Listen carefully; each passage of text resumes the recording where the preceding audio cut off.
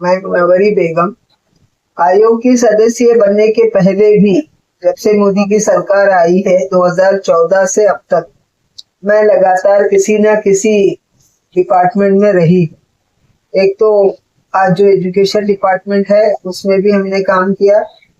मोमा की जो नकवी साहब का डिपार्टमेंट था उसमें सेंट्रल ऑफ काउंसिल में 6 साल काम किया।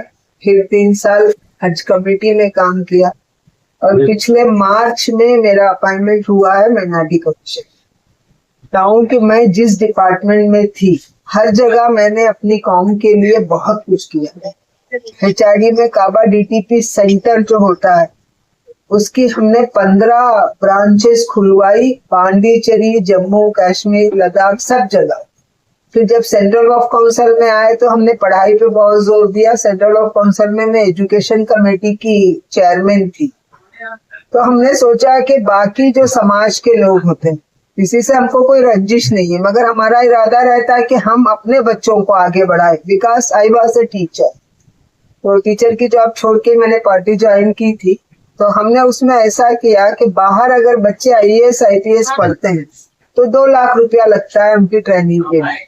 तो हमने अपनी कमेटी से 10-12 कॉलेजों में हर 50 बच्चे के लिए पर ईयर 9-9 लाख रुपए हमने दिए 3 साल, क्योंकि प्रिलिमिनरी और मेन पास करने में बच्चों को 3 साल लग जाते हैं। और माशाअल्लाह उसमें जाने के बाद आज हमारे 25 से 35 लड़के मुसलमान IAS IPS ऑफिसर हुए। और फिर हम जब हज कमेटी में थे तो हज कमेटी में भी UPSC की क्लास चलती है मुंबई, तो उसमें भी हमने मदद की थी। वहां के भी बच्चों को हमने दिया था, तो उसमें से भी बच्चे पास होके निकल रहे।